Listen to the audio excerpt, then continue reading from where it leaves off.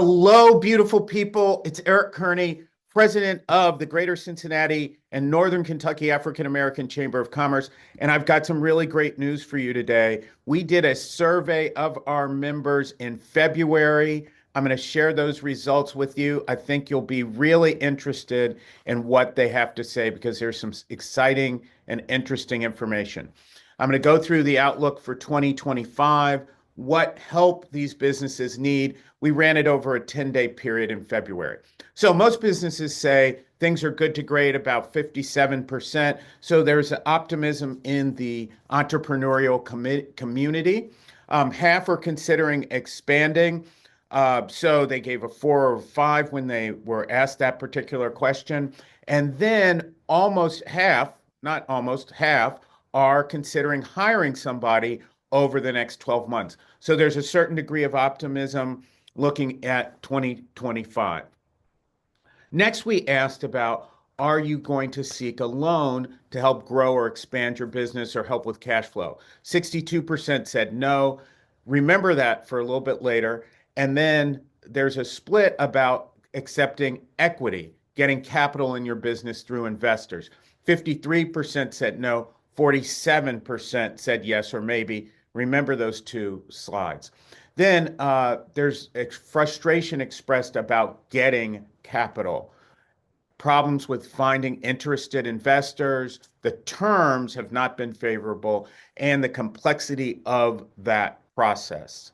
So maybe people are interested in capital if they can overcome those hurdles. And then in terms of needs, what these companies need, historically, these have been consistent, except the top one has moved up. So this one is new, and that's business development. Business development, basically sales. Marketing is always one or two amongst our members. Access to capital is always a popular one. And then networking, the need to meet the right people. What are challenges? There are 3 challenges that rose well above the rest. One is access to capital or having adequate capital. So remember the answers to the questions earlier. So I think there's something we need to delve deeper into that. And then marketing, always people want to know how to market in the social media era. And then employees. Now, since 2020, employees have been really at the top of concerns. Then we asked about, what is your impression of the Cincinnati economy? How do you think it's going to be in the future? 69% are neutral or optimistic. 41% were neutral. And then you're probably wondering, who is answering these questions? Well, we've got that. 48% have 1 to 5 employees.